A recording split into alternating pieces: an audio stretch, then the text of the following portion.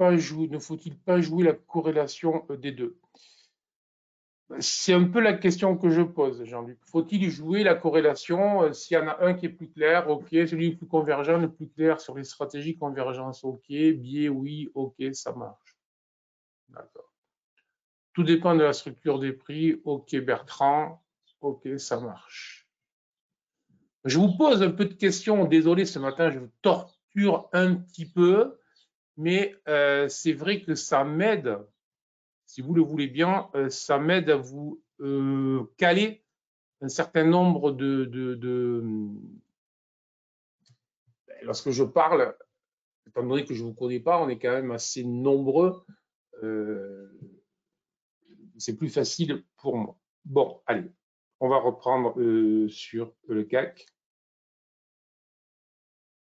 Alors, reprenons le CAC et voyons ce que je vous racontais hier, tout simplement, sur le CAC hier. Je vous racontais cette chose. Oh, je l'élargis, c'est pas ce que je voulais faire.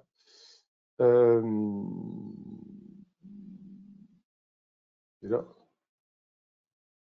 Ah, il s'élargit automatiquement. Bon, bref, alors, attendez. Parce que moi, j'aime être très clair dans ce que je raconte. Alors, on va la jouer de cette manière-là. Alors, sur le CAC, je reprends tout. Hier, je vous proposais une zone de vente qui était comprise entre les 7290 et les 7320, si vous vous souvenez bien. Bon, vous conviendrez avec moi, et notamment pour ceux qui travaillent avec GTS, que le haut du nuage plus la pointe vraiment au-delà des 7290 était une magnifique zone de short qui vous offrait près de 100 points. Alors évidemment, on prend rarement le haut et le point bas sur le CAC. Moi, j'en ai pris. Je suis rentré en plusieurs fois, sorti en plusieurs fois, mais on va dire au maximum, j'ai pris 65 points, je pense, autour de ça. Voilà, donc déjà, lorsqu'on prend pratiquement les 2 tiers sur ce que la journée nous offre, on peut être ravi.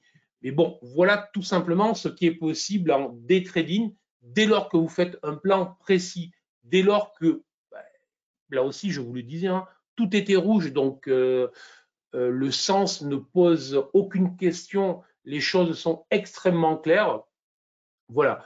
Après, le seul risque, c'était que cette zone-là serve de support, mais comme cette zone-là, rappelez-vous, c'est aussi ce que je vous racontais, comme cette zone 7250-60 avait déjà servi de support, la proba que derrière elle resserve de support était affaiblie, la proba au contraire que ça break était augmentée, résultat, ça break et voilà. Et si jamais vous avez possibilité, alors là, c'est notre domaine, hein, j'évite de vous en parler, même si des fois, je ne peux pas me retenir lors de ces matinales. Des fois, si vous savez faire, si vous savez pratiquer, laissez un peu de contrat, un peu de lot. Là, on est sur les CFD en overnight après de jolis gains. Le lendemain matin, vous arrivez, vous avez 60 points de plus au compteur. C'est franchement très agréable. Après, ça, c'est un métier différent. À titre personnel, je vous le dis, moi, j'ai mis des années à switcher vers du swing, puisque effectivement, comme je travaillais avec beaucoup d'effets de levier, bon, je ne devrais pas le dire, mais je le dis quand même, parce que je dis toujours ce que je fais. Comme je travaillais avec du levier, je sortais absolument toutes mes positions en fin de journée pour ne jamais rester en overnight. Voilà.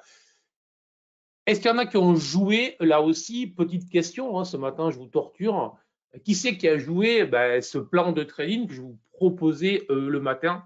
C'est vraiment ce qui m'intéresse là, voilà. Sachant que ce n'est pas le CAC sur lequel vous travaillez, mais je vous rappelle bien qu'hier matin, je vous indiquais bien biais plus baissier sur le CAC que sur le DAX, c'est vraiment des points à prendre. Ok, ça marche, ok. Ah, c'est pas mal quand même. Oh, joli, joli. Super. Alors, félicitations, félicitations à tous ce qu'ils ont fait. Je vois qu'il y en a quand même pas mal, donc ça me fait vraiment plaisir. Ça me fait vraiment très plaisir. Je vois qu'il y en a pas mal. Alors, c'est pas que vous me suiviez. ce qui me fait plaisir, c'est de voir que les plans que je vous propose le matin là sont quand même payants. Voilà. Félicitations. Hein. Ok, ok, ok. Ah, génial. Je ne croyais pas autant quand même. Super. Bon, ben félicitations. Allez. Donc ça, c'était hier. Et c'est toujours bien de revenir, comme je vous l'ai dit, à ce qui s'est passé hier. Mais que se passe-t-il ce matin? Ben, ce matin, on est en train de breaker, on est en train de passer, on est en train de passer sous cette zone résistance. On est en train d'accélérer avec un gap down et tout simplement, hein, l'objectif suivant se situe aux alentours des 7100 points. Lundi, j'ai fait une interview à la télé où je l'annonçais aussi, hein, je veux dire, voilà. Donc, on est sur les 7100 points à réaliser. Donc, vu le mouvement, franchement, ça serait très surprenant que l'on n'y arrive pas. Et le gros avantage par rapport au DAX, au plan que je vous racontais, c'est que là, on est sur des unités plus larges et surtout, il reste encore une soixantaine de points à réaliser. Donc, ça semble plus intéressant. Et donc, tout simplement, et du jour, vous la connaissez, j'imagine, on va rester simple. Encore une fois, j'essaye de proposer des plans que vous puissiez maîtriser, quel que soit votre niveau. Voilà. Après, on verra au fur et à mesure si je ne peux pas vous proposer des plans plus compliqués, mais je ne voudrais pas que des, on va dire, moins expérimentés, pour dire les choses calmement, s'amusent à aller travailler des plans trop compliqués et qu'au final, tout se passe mal. Bon.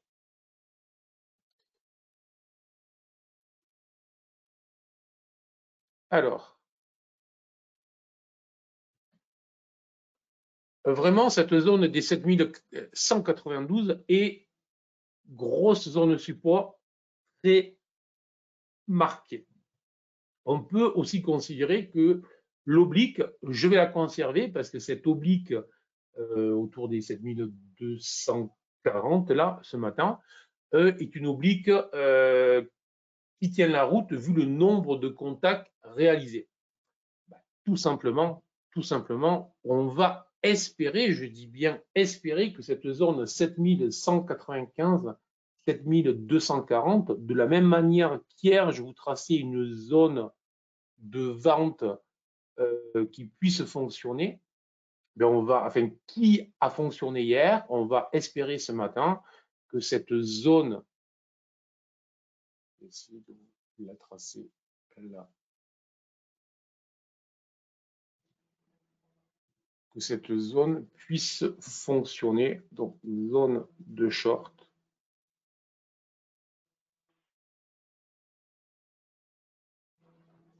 On n'ira pas plus loin.